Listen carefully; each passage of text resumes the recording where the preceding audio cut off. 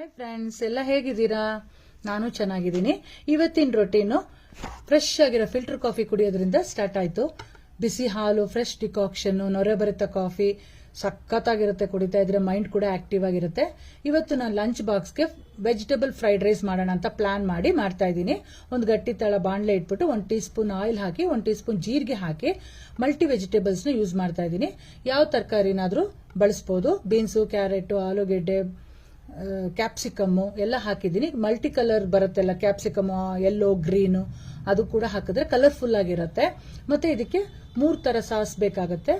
Soya sauce, chilli sauce ಮತ್ತೆ tomato sauce. Soya sauce, chilli sauce, tomato sauce ಮೂರನ್ನು 1 tea spoon ಅಷ್ಟು ಹಾಕಿದ್ದೀನಿ. ತುಂಬಾ ಚೆನ್ನಾಗಿರುತ್ತೆ ರುಚಿ. ಮತ್ತೆ ರುಚಿಗೆ ತಕ್ಕಷ್ಟು ಉಪ್ಪು ಹಾಕಿ 1 ಟೀ ಸ್ಪೂನ್ ಅಷ್ಟು ಶುಂಠಿ ಪುಡಿ ಹಾಕಿ ಸ್ವಲ್ಪ ಕ್ರಂಚಿಯಾಗಿ ಇರೋ ತರನೇ ಫ್ರೈ ಮಾಡ್ಕೋಬೇಕು. ತುಂಬಾ ಮೆತ್ತಗೆ ಬೇಯಿಸ್ಕೋಬಾರ್ದು. ಅನ್ನ ಕೂಡ ಅಷ್ಟೇನೆ ಉದುದ್ರಾಗಿ ಮಾಡ್ಕೊಂಡ್ರೆ ತುಂಬಾ ಚೆನ್ನಾಗಿರುತ್ತೆ ಫ್ರೈಡ್ ರೈಸ್. ಇವಾಗ ತರಕಾರಿ ಜೊತೆಗೆ ಉದುದ್ರಾಗಿರೋ ಅನ್ನನ ಚೆನ್ನಾಗಿ ಮಿಕ್ಸ್ ಮಾಡಿ ಸಣ್ಣದಾಗಿ ಹೆಚ್ಚಿ ಕೊತ್ತಂಬರಿ ಸೊಪ್ಪು ಹಾಕಿ ಒಂದು 10 ನಿಮಿಷ ಮುಚ್ಚಿಟ್ಬಿಟ್ರೆ ಸೂಪರ್ ಆದ ಫ್ರೈಡ್ ರೈಸ್ ರೆಡಿ ಆಗುತ್ತೆ.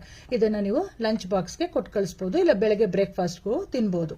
ಮಕ್ಕಳೆಲ್ಲ ಇಷ್ಟಪಡ್ತಾರೆ, ದೊಡ್ಡವರು ಇಷ್ಟಪಡ್ತಾರೆ. ಎಲ್ಲರೂ ಒಂದ್ಸತಿ ಟ್ರೈ ಮಾಡಿ ಹೇಗಿತ್ತು ಅಂತ ಹೇಳಿ ಫ್ರೆಂಡ್ಸ್. ಟೇಕ್ ಕೇರ್, ಬಾಯ್.